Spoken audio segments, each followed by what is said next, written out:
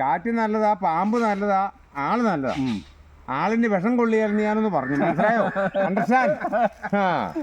പാമ്പുകൾക്കു മാളമുണ്ട്, പറവകൾക്കാകാശമുണ്ട്, മനുഷ്യപുത്രനു തല ചായ്ക്കാൻ മണ്ണിനിടമില്ല, മണ്ണിനിടമില്ല.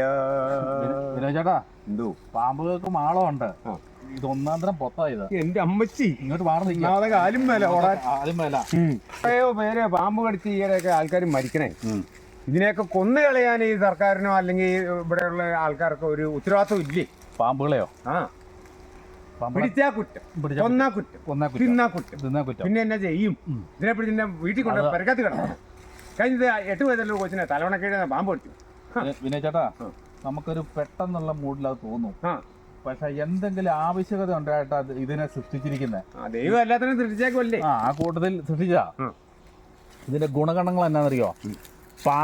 പാമ്പില്ലെങ്കിൽ മനുഷ്യൻ ഇന്ന് ഭൂമിയിൽ കാണുകയില്ല. അതിന്റെ കാരണം കാരണം എന്നോ, പാമ്പ് കടിച്ചാലുണ്ടാക്കുന്ന വിഷം പാമ്പിൽ തന്നെ. അതായത് വെനം കുതിരയിൽ കുത്തിവെച്ച് മൈന്യൂട്ടായിട്ട് കുത്തിവെച്ച് അതിന് നടക്കുന്ന കൊണ്ടാണ് നമുക്ക് ഉപയോഗിക്കുന്നത്. നമ്മുടെ ഡോക്ടർമാരുടെ ചിഹ്നം എന്നാ? അതെ കിടക്കുന്ന കുരിശും ഒരു പാമ്പുമാണല്ലോ. ഇത്രയും വലിയ എഡ്യൂക്കേറ്റഡ്, ഇത്രയും വലിയ സിമ്പിൾ ഉള്ളവർക്ക് ഒരു മെഡിസിൻ്റെ ഒരു ടെലസ്കോപ്പോ അല്ലെങ്കിൽ ഗുളിക ടാബ്ലറ്റ് എന്തെങ്കിലും വെച്ചാൽ മതിയില്ലേ?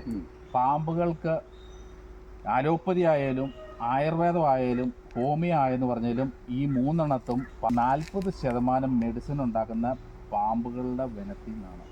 ഇല്ലെങ്കിൽ മനുഷ്യന് ഉപകാരപ്പെടുന്ന ഉണ്ടായിരിക്കുന്ന രോഗങ്ങൾക്ക് മെഡിസിൻ ഈ 3 ഡിപ്പാർട്ട്മെന്റിലും ഇല്ല. അപ്പൊ പാമ്പുകൾ ആവശ്യകതയിൽ പെട്ടതാണോ? ആണോ അല്ലയോ? പിന്നെ പാമ്പിന്റെ പ്രൊട്ടക്ഷൻ കൂടുതലായി പോയത് കാരണം ഇത് നമുക്ക് ശല്യമായിട്ട് വരുന്നു. കാടും പടലും എല്ലാം പണ്ടൊന്നും ഇല്ലായിരുന്നല്ലോ. ഇന്നതെല്ലാം കാടും പടലും കിടക്കുന്ന കാരണം നമ്മളിലേക്ക് വരുന്നു. പിന്നെ ഇപ്പം ഭയങ്കര ശല്യമായിട്ട് നിൽക്കുന്ന ചൂടല്ലേ. ഇപ്പൊ പാമ്പുകളെ നമ്മൾ അങ്ങനെ തള്ളി പറയരുത്.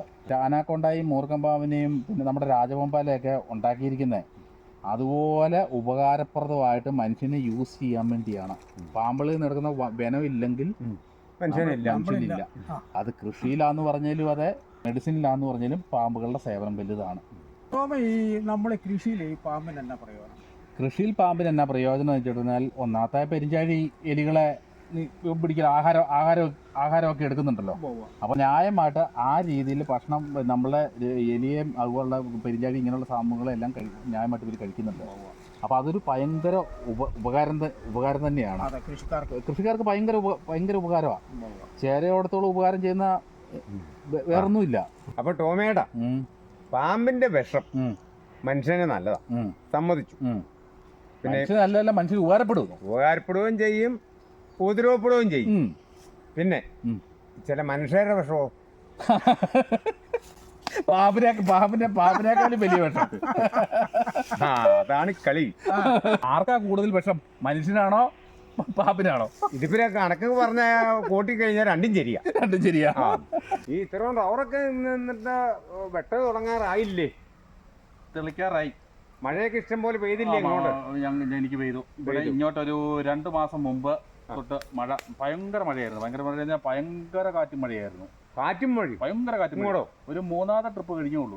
ഞങ്ങൾക്കാണ് പാത്രം കഴുകാൻ പോലും വെള്ളം മഴ വാർക്കന്ന് ചാടുന്നില്ലല്ലോ. അത്രയും പോലും തൂളുമഴയായിരുന്നു. തൂളുമഴ മാത്രം ചൂർന്ന് വന്നിട്ട് ചൂർന്ന് അങ്ങ് പോകും. ഞങ്ങൾക്ക് ഇവിടെ ഒരു 3-4 മഴ പെയ്തു. ഇനിയിപ്പോ വേണം തെളിക്കാം. തെളിക്കാറായി. മണ്ണിൽ നനവായി, തണുപ്പായി. നല്ല തണുപ്പല്ലേ? വേരുകള് നല്ല തണുപ്പല്ലേ ഇവിടെ? നിങ്ങൾക്ക് മഴ പെയ്തെന്നുള്ള കാര്യം എനിക്ക് മനസ്സിലായി. കാരണം ഞാൻ നിങ്ങളുടെ കുളത്തിലെ മീനിന്റെ അവസ്ഥ മീൻ മുഴുവൻ ചത്തുപോയി. ഇപ്പം കുട്ടനാട്ടിൽ കണ്ടം കിടക്കുന്ന പോലെ ഇപ്പൊ ഞങ്ങളുടെ കുളം കിടക്കും. വിണ്ട് വരിഞ്ഞ് അതിന് ഫോട്ടോ വരെ ഉണ്ട്. എന്നെ ചെയ്യും, ആര് തരും? ഇവിടെ ഭയങ്കര കാറ്റും മഴയായിരുന്നു. എനിക്ക് 2ാമത്തെ സെക്ഷൻ രണ്ടാമത്തെ മഴ പെയ്തപ്പോൾ ആദ്യം സാമാന്യം നല്ലൊരു പുതുമഴ പെയ്തു പോയി. 2ാമത്തെ ഒരാഴ്ച കഴിഞ്ഞപ്പോഴത്തേന് ഭയങ്കര മഴ പെയ്തു. ഭയങ്കര കാറ്റെടുത്തുള്ള മഴ. ആ മഴയത്ത് ഇത് കണ്ടോ, കുടിഞ്ഞു കിടക്കുന്ന കണ്ടോ? ന്യായമായിട്ട് എന്നിട്ട് ടോമേട്ട എന്റെ നമ്പർ ഉണ്ടല്ലോ, ഒന്ന് വിളിക്കാൻ മേലായിരുന്നു. അതിനെ കാണിക്കാനാ നമുക്ക് ഈ കുഞ്ഞു കച്ചവടമൊക്കെ ഉണ്ടല്ലോ, അതിനേലും 10 രൂപ കിട്ടിയാനേലോ. പെര കത്തുമ്പോ വാഴ അതുകൊണ്ട് കാര്യമില്ല, നിങ്ങൾ എങ്ങനെയാലും ഒടിഞ്ഞു പോയി അത് ചുമ്മാ ഇവിടെ കൊടുത്തിട്ട് കാര്യമില്ല. ആർക്കാണെങ്കിലും പൈസ കിട്ടണേ. ഇതുപോലെ കാറ്റും മഴയൊക്കെ ഉണ്ടായി വല്ല ഓടിയോ പറയുകയൊക്കെ ചെയ്താലാണ് നമുക്കൊരു 10 രൂപ പൈസ കിട്ടും. അതുകൊണ്ടല്ലേ നമ്മൾ അരി മേടിച്ച് കഴിയുന്നു. അപ്പൊ അതുകൊണ്ടൊന്ന് വിളിക്കാറുന്നു. അത് വിനയിച്ചുള്ള നേട്ടം. എന്നാൽ ഈ പുതുമഴ പെയ്യുന്ന 2-3 മഴകളുണ്ടല്ലോ, ഈ സമയത്ത് ഇന്ന് വരെ പെയ്യുന്ന മഴകൾ കൊണ്ട് ഞങ്ങൾ കൃഷിക്കാർക്കുണ്ടാകുന്ന നേട്ടം എന്നറിയോ? കൃഷിക്കാർക്ക് എന്നാ നേട്ടം എനിക്കറിയാമോ? എനിക്ക് കൃഷിയൊന്നും ഇല്ല, ആകെപ്പാടെ ഇച്ചിരി സ്ഥലമേ ഉള്ളൂ. എന്നാലേ അതിഭയങ്കരമായ ഉപകാരമുണ്ട് ഈ മഴയും കാറ്റും കൊണ്ടോ? മഴയും കാറ്റും കൊണ്ട് മഴയുണ്ട്. മരം മുഴുവൻ ഒടിഞ്ഞങ്ങ് പോകുമ്പോൾ അതല്ല, പ്രധാനമായിട്ട് ഒരു 3 കാര്യമുണ്ട്. ഒന്ന്, കിലോമീറ്ററുകൾ ശക്തിയിൽ പെയ്യുന്ന വരുന്ന കാറ്റുകൊണ്ട് ഈ പൂമ്പൊടി മരം ഇല പൊഴിച്ച് ഇല പൊഴിച്ച് ഇതിനകത്ത് പൂമ്പൊടി കറക്റ്റായിട്ട് നിൽക്കുക. ഈ സമയത്ത് ഇവൻ കിലോമീറ്ററുകളാലെയും അല്ല മീറ്ററുകളാലെയുള്ള മരത്തിലേക്ക് ചെല്ലണമല്ലോ. അതിനെ സഹായിച്ച് പ്രകൃതിയുടെ നിയമം അനുസരിച്ച് പരാഗണം നടത്താം. ഈ പൂമ്പൊടി എന്നാണ് അവിടെ പരാഗണം നടത്തുന്നത്. അപ്പൊ അവനെ ഈ പൂമ്പൊടിയെ കൊണ്ടുപോകുന്ന വാഹകനാണ് കാറ്റ്.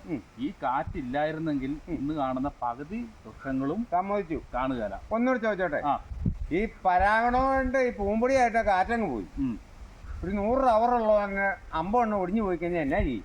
അത് വളരെ റയറായിട്ട് അതിശക്തമായ കൊടുങ്കാറ്റുകൾ ഉണ്ടാകുമ്പോൾ സംഭവിക്കുന്ന ഒരു തന്നെ. പക്ഷെ നാച്ചുറലായിട്ട് ഒരു 2-3 കാറ്റെങ്കിലും ഉണ്ടായിരിക്കണം. ഈ കാറ്റുണ്ടാകുന്നത് കൊണ്ടാണ് ഈ പരാഗണം അകലെ ഉള്ള വൃക്ഷങ്ങൾ നടക്കുന്നത്. ഇപ്പൊ നമ്മൾ നോക്കും ഇതെങ്ങനെ കായ്ക്കുന്നു നോക്കും. ഇവിടെ ഒരു വൃക്ഷം ഉള്ളെങ്കിൽ 3 കിലോമീറ്റർ അതിന്റെ പാരുള്ളത്. അപ്പൊ ഈ 3 കിലോമീറ്റർ 2 കിലോമീറ്റർ കൊണ്ട് പരാഗണം നടത്താൻ വേണ്ടിയുള്ള ഒരു സംഭവം പ്രകൃതി നിയമമാണ്. ഞാനൊന്ന് ചോദിച്ചോട്ടെ, പിന്നെ ഇപ്പൊ ഈ 3 കിലോമീറ്റർ ചുറ്റളവിൽ പോയില്ലെങ്കിൽ പരാഗണം നടക്കുകയില്ല. ബിനോയ് ചേട്ടൻ പറഞ്ഞത് പ്രസക്തമായ കാര്യം. കാരണം നടക്കുകയല്ല, കാറ്റില്ലെങ്കിൽ എങ്ങനെ പരാഗണം നടക്കും? നമ്മളിത് ചിന്തിച്ചിട്ടില്ല. ഇനിയിപ്പോ ഒരു കൊല്ലത്തിന് ഇവിടെ കാറ്റ് വീശിയില്ലേ, പരാഗണം ഇവിടെ നടക്കല്ലേ? കേരളത്തിൽ ഇന്ത്യയിലും നടക്കല. അപ്പൊ ഈ മരമെല്ലാം ഇങ്ങനെ ചുമ്മാ നിൽക്കുള്ളൂ. കാറ്റില്ലെങ്കിൽ ഒരു പരാഗണവും ഇവിടെ നടക്കുകയില്ല. ഒരു പരാഗണം എന്ന് പറഞ്ഞാൽ തേനീച്ച മുഖേന പൂമ്പൊടി കൊണ്ടു വെച്ചുള്ള പരിപാടികൾ നടക്കുള്ളൂ. അല്ലാതെ കാറ്റ് മുഖേന അകലെയുള്ള കാര്യങ്ങൾ ഒന്നും നടക്കുകയില്ല. ഇപ്പൊ മനസ്സിലായോ? കാറ്റില്ലെങ്കിൽ ഇവിടെ ഒരു പരിപാടിയും നടക്കുകയില്ല. അപ്പം കാറ്റ് അനുഗ്രഹപ്രദമാണോ ഇല്ലയോ? ഇതിപ്പോ ഞാൻ പറഞ്ഞു കഴിഞ്ഞാൽ അമ്മയും ഇതും സമാസമോന്ന് പറഞ്ഞോലി. കാരണം കാറ്റുണ്ടേ ശല്യം, കാറ്റില്ലേ ശല്യം. ശരിയാണ്. അത് പ്രകൃതി നിയമമാണ്. ഈ പുതുമഴ പെയ്യുന്നതിന് മുൻപും ആ കാറ്റിലല്ലേ പരാഗണം നടക്കുന്നത്? മഴ പെയ്ത് കഴിഞ്ഞിട്ട് ഈ പൂമ്പൊടി എല്ലാം കൂടെ താഴ്ത്തു പോരും. അപ്പൊ അതിനു മുമ്പ് വീശുന്ന കാറ്റുണ്ടല്ലോ, മഴയ്ക്ക് മുമ്പ് പറപ്പിച്ചോണ്ട് പോകും. ആ കാറ്റിലാണ് ഈ പരാഗണം മുഴുവൻ നടക്കുന്നത്. അന്നേരമാണ് ഈ പരിപാടി നടക്കുന്നത്. ആ പരാഗണം നടക്കുന്ന ആ സമയത്ത് അന്യമായിട്ട് കാറ്റിന് ശക്തി കൂടുന്നതനുസരിച്ച് ഇവൻ അകലോട്ട് പരാഗണം കൂടുതൽ നടക്കും. ഈ കാറ്റ് 2 തവണ നമുക്ക് ഉണ്ടാകുന്നുണ്ട്. ഒന്ന് തുലാമഴയും പുതുമഴയ്ക്കും. ഈ കാറ്റുണ്ടാകുന്ന പോലെ തന്നെ മനുഷ്യനും പ്രകൃതി നിയമം അനുസരിച്ച് 2 തവണ പനിക്കുന്നുണ്ട്, ജലദോഷം ഉണ്ടാകുന്നുണ്ട്. മനുഷ്യൻ ശ്രദ്ധിക്കുന്നില്ല. അപ്പൊ അവനെ ശ്രദ്ധിക്കുന്നില്ല. മനുഷ്യ ശരീരത്തെ കാലാവസ്ഥ ക്ലൈമറ്റ് മാറുന്നതനുസരിച്ച് വേനലിലേക്കും തണുപ്പ് കാലത്തേക്കും ചേഞ്ച് ചെയ്ത് മനുഷ്യനെ ആക്കുന്ന പോലെ തന്നെ പ്രകൃതി ഈ മരങ്ങളെയും ആരോഗ്യപ്രദമാക്കി എടുക്കുന്ന സംഭവമാണ് കാറ്റ്. ഇത് കൂടുതൽ ഒടിയുന്നതിന് കാരണം വെച്ചാൽ ഒറ്റയ്ക്ക് നിൽക്കുന്ന അങ്ങനെ ഒടിയുന്നില്ല. കാരണം പക്ഷെ കൂട്ടുപാട്ട് നിൽക്കുന്ന ഒടിയുന്നതിന് കാരണം വെച്ചാൽ ഇതിലവിടെ വളഞ്ഞു കഴിയുമ്പോൾ വളഞ്ഞ് കണ്ടവാനം ചിരിയാനുള്ള സമയം കിട്ടുന്നില്ലോ, അന്നേരം ഒടിഞ്ഞു പോകും. ഒടിയുന്നതിന് ഇപ്പൊ നമുക്കൊന്നും പറഞ്ഞിട്ട് കാര്യമില്ല. പാമ്പിനെ പോലെ തന്നെ ഉപകാരം ഉണ്ടോ എന്ന് വെച്ചാൽ ഉപകാരം ഉണ്ടെന്നാൽ ഉപദ്രവമുണ്ട്. പക്ഷെ കാറ്റില്ലാതെ മനുഷ്യ ജീവിതം മുന്നോട്ട് പോകുകയല്ല. മനസ്സിലായോ? അത് തന്നെ. വീഡിയോ ഇഷ്ടപ്പെട്ടാൽ ലൈക്ക് അടിക്കുകയും നിങ്ങളുടെ അഭിപ്രായങ്ങളും നിർദ്ദേശങ്ങളും കമന്റായി താഴെ രേഖപ്പെടുത്തുകയും ചെയ്യുമല്ലോ.